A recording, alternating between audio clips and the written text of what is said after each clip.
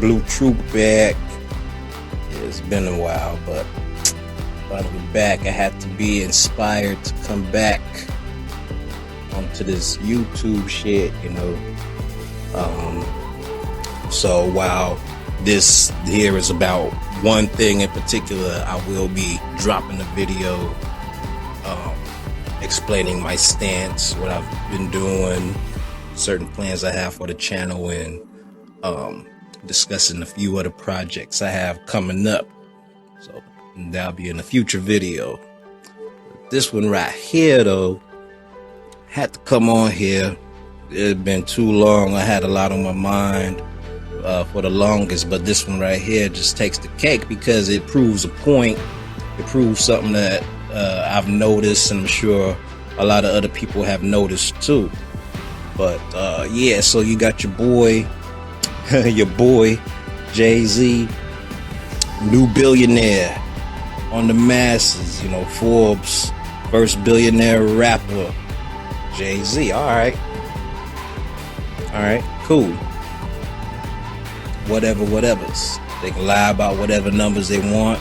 They can play around with Wall Street numbers, Buffett numbers, Gates numbers. You know, they can tell us whatever, because as they giveth, they sure do taketh away. A motherfucker can go bankrupt if they don't fall in line with the agenda. So that's not my dispute. I will never dispute the concept of wealth, of real wealth, or attaining wealth. So my beef is not with that per se. However, a pattern that I've noticed came to ultimate fruition just in noticing how this storyline was presented to the public. So you have Jay-Z being presented as first rap mogul, billionaire, entrepreneur, so forth, and the reference for the you know, for where some of the credit was due for some of the lessons learned, they're putting a lot of emphasis on Warren Buffett. Now, see, wealth doesn't necessarily see color. You know, the only thing that wealth sees is people, opportunity, circumstance, and the only thing that wealth knows is the concept of yes. So the color aspect has nothing to do with the money part of what I'm explaining. However, my thing was for Forbes to have Jay-Z reference Buffett over someone like, say, Oprah Winfrey, someone else who's of the same demographic, quote unquote, someone who is a billionaire, someone who is more popular for different reasons, you know, that's more recognizable for inspiring certain other demographics of people. Now, what it looks like to me and what I'm determining it as is just the great white hope syndrome, and has, you know, and this is not coming from a place of so-called racism or whatnot, because my whole family is a melting pot, and I can say this in front of each and every one of them and anyone that looks like me.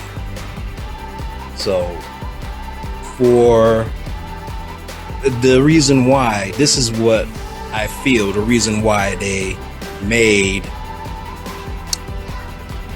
Warren Buffett pretty much the grandfather of Jay-Z's wealth is because Jay-Z, the character, represents both on a subliminal and very literal levels, the black man and the black woman simultaneously. I say that because he comes off in the rap persona. They have to over masculinize certain people's so they're believable. But I have an issue with people who don't have much facial hair, so to say. But if you also think back to this past Coachella and Beyonce telling that Coachella crowd to suck her balls, you know, someone that is connected to someone who's very much an alpha female, means that the Jay-Z character is androgynous. So is Beyonce. So is anybody else out there who portrays these personas, wealth and power and influence. So, but my thing is, they wouldn't use Oprah because then it would look like it would be a comparison between black male billionaire, quote unquote, and black female billionaire, quote unquote, and how that idea could bounce off of itself to inspire others. But this falls into what Scandal, the show Scandal did, what the show How to Get Away with Murder did, with all of these shows that have narratives, all of these movies that have narratives that involve very darker skinned, complexioned female roles to these very fair, pale, very light-eyed roles that have pretty much taken over as the GQ, so to say, the preferential, you know, as far as settling for a mate, someone who has the idea of being more stable. And this is why they had Jay-Z hugging up under Buffett, drinking strawberry malts. Come on, my nigga. Nah, it give me like chocolate and caramel. So I'm like, so that kind of twisted me right there, but it just added more to the narrative of the fair-faced hero, someone to look up to as a success rather than pairing up to that could be more like equals, you know, closer to equals of each other and how they attain their wealth. So yeah, just something I wanted to point out real quick.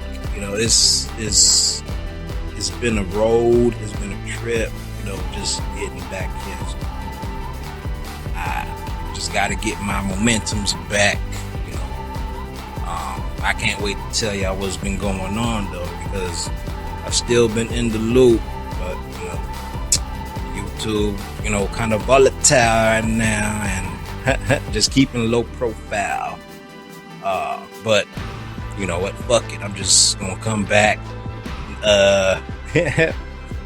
do what thou wilt. Alright? So, y'all be hearing from me soon. Alright. Bluu, Truu.